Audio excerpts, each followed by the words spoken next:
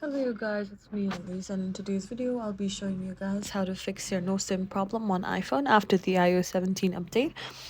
So without any further ado, let's get started. So the first thing I want you to do is scroll down your notification center like this and long click on the cellular data option. Then you can turn it on for a few seconds and turn it back off. Then wait for like 5 seconds and turn it back on. This will ensure that your cellular data is on at all times and that your phone has tower. If this also doesn't work, I want you to go to your settings application. Then I want you to go to your general. Then scroll all the way down to transfer or reset your iPhone and click on reset. And then click on reset or network settings.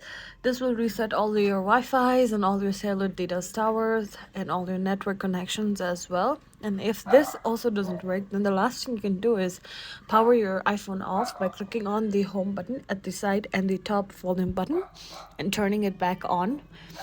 And also cleaning out your SIM card display if there is any problem regarding it.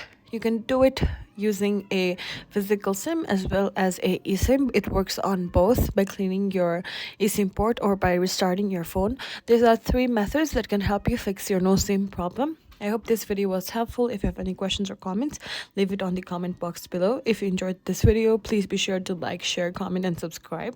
It's me, Elise, signing off. Until next time.